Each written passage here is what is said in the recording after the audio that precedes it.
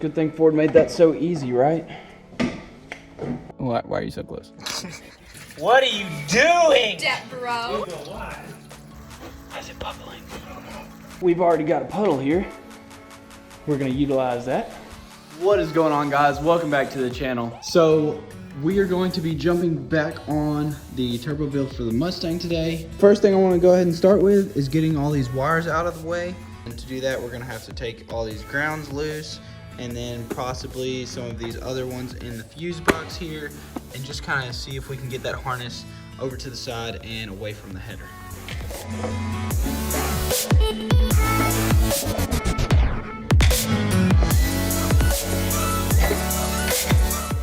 Okay, so we got the computer out. So now what we're gonna have to do, this is the bracket right here that runs along the bottom side down there. So I'm gonna take a grinder and cut that off so it's out of the way. That way, instead of tucking the wires to right here, that gives us like another inch to tuck it back towards the frame. And then down here, you can see this wire, or bundle of wires right here. We need to take it and move it from behind this sway bar here and move it in front right under here and then up right here by the computer. Okay, now we can go ahead and grab our wires and plug these back in.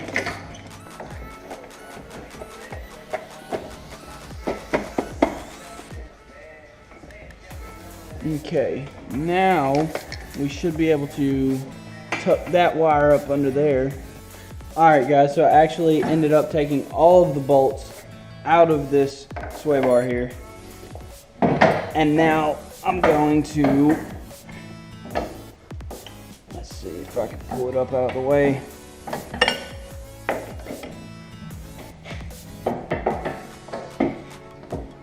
Wow. Good thing Ford made that so easy, right?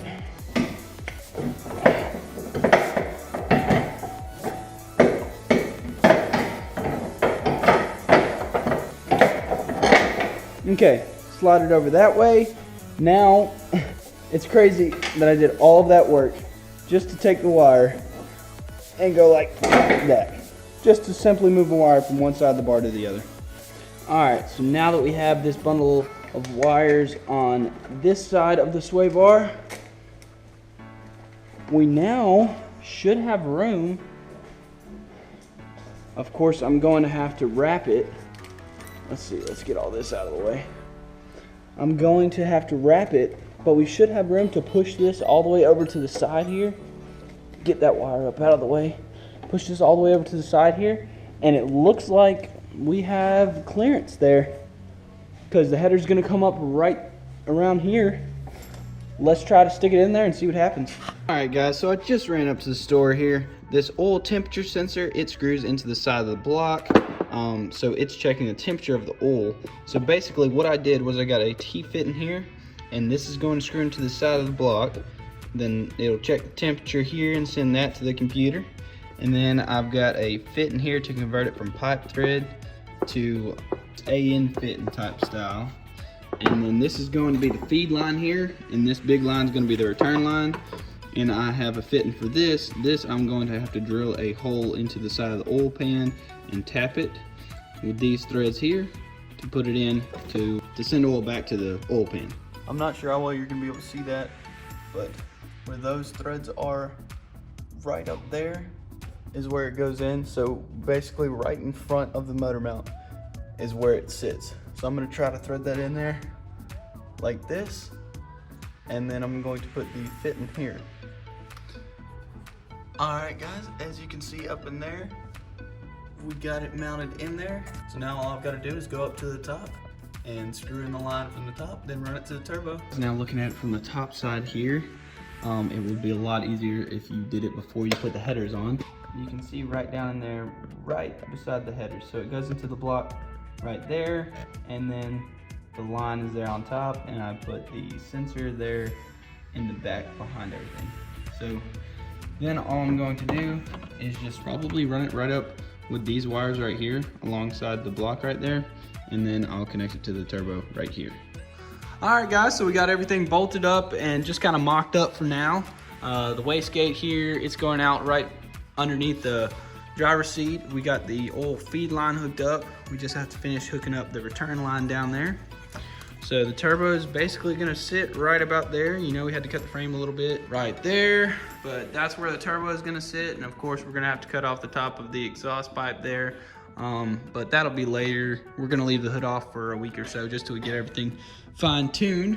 And then over here where we moved all the wires, you can see there's plenty of room for the header to come out there. So yeah, that's sitting up against the piping there, but that's all gonna be heat wrapped, so that's not really a problem. And we'll also zip tie this wiring harness out of the way. And there's our other wastegate for this side. All right, now that we got everything all test fitted, we took it all back off to go ahead and heat wrap it. And now we're gonna go ahead and start swapping over the injectors.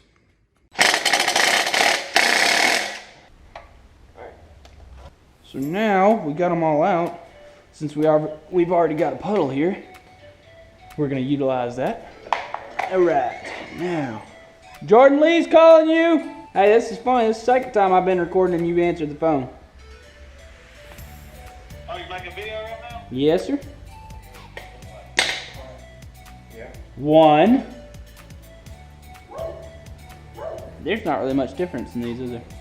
They don't really look any different, except for the ends. Goodness. So that's gonna let through that much more fuel. 1,000 cc's. 1,000 cc's. I don't know how much stock injectors are, but that's a lot. Wow, look, instead of there just being, you know, drilled holes like typical injectors are, there's a ball bearing, like a bead. Oh, really? Yeah. So it's like a jet that comes out of here. It sprays fuel like a water hose.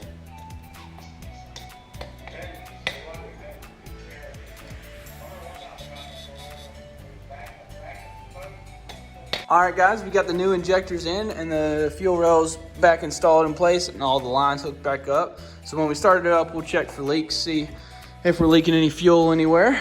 But now we are good to go ahead and start on the rest of the fuel system and pull this back seat out to get to the fuel pump.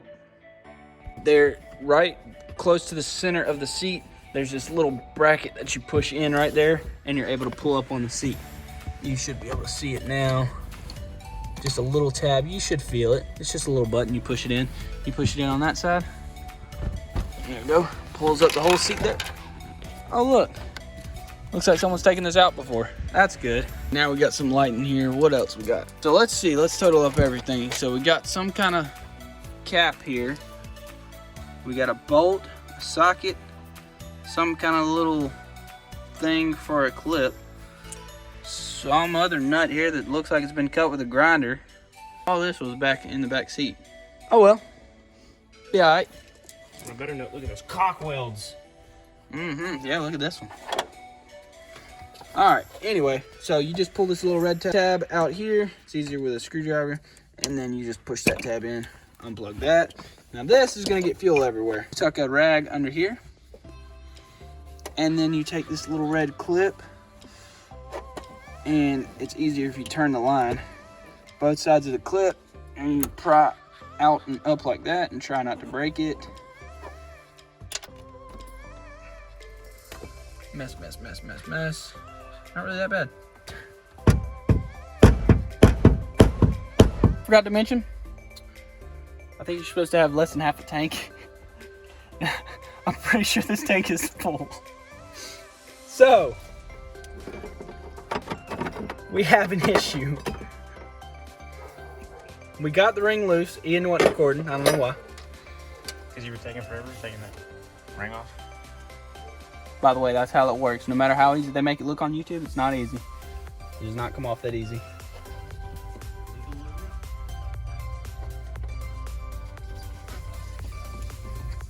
It sounds like you see it, don't you?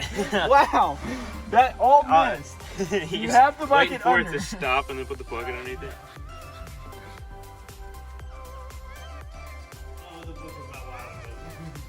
Not wide enough. Catch most of it. There's definitely got to be a better way to do this. What are you doing? You go wide. Oh yeah, that's Yeah. Dang it. All right, so one thing you want to be careful with when you take this pump out is this level here. So, if you still want your gas gauge to read correctly, you're going to want to pull this out very slowly and very carefully. Look at the tank. Look, boop. It's literally to the top. So you want to make sure you have at least half a tank or less in the... Why are you so close? So there's another one of these little clips on this bottom fuel line here. You could just pry in these two little holes and pull that out of there. Try not to break that and try not to drop it in the tank. Okay. So here is the one that we just pulled out. So this is a stock one that you can see only has one fuel pump in it. And then this one has the twin fuel pumps in it. So we're gonna need to swap the level over, put that on there, as well as figure out how we're gonna do this wiring. All right guys, change of plan. So we're actually not going to be using the 350 fuel pump. What we're gonna do is just change out the stock fuel pump down there in the basket with a little bit better one from Works. All right, so the first thing we're gonna do is pull the basket apart, and then we'll have to do some cutting and some wiring, but it's gonna be really easy. Got the basket separated here. You see I had to actually cut this line that runs to the pump, but we're gonna take the line off of the, okay. All right. Landon's currently working on getting the line off of the 350 fuel pump. Anyway, so now we should just be able to take the fuel filter off and just push the, good. That was, yeah, you broke it. No, I didn't. You dude. Maybe I did. Anyway, we're gonna get the stock pump out of here. It's off, ain't it? And yeah, it is. And put the new one in. Number, hello. All right, so now we got the old pump out, and the new pump you can see is a significantly bigger size. It's about the same size at the bottom there, but it's a little bit skinnier here. All right, so we got everything taken back off of the car, and you can see we started heat wrapping some of the wires that are just gonna be close to the headers, and everything that could possibly melt. We're gonna have to heat wrap this right here. But now that we have all of the piping back off, we're gonna go ahead and heat wrap the headers, and all of the hot side piping is gonna get heat wrapped, just to make sure that nothing burns up and we don't have to trace down anything. So the first thing we're gonna do is take the wrap and throw it in some water. That's it, puppy. That's kind of weird. I don't know, I'm just following the instructions in this pamphlet. Put clamps on it, pull through. I don't know, let's figure it out. Right, let's see how this is gonna work. My guess is not very well, but we're gonna try. What do you say we don't wrap the headers and we just wrap all the hot side piping? That. Start off with the wastegate. That. And that. All right, change plans. We're not wrapping the headers. This doesn't fit on there. So we're just gonna wrap all the rest of the hot side piping and call it good.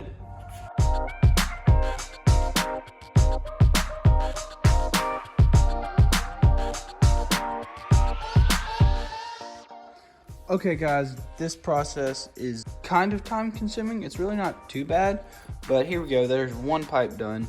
Basically, you just start on one end and wrap it, just overlapping it just a little bit, just so that it has full coverage, and then you put a band on the end of it. Anyway, let's get the rest of these pipes wrapped up and then start putting everything on the car.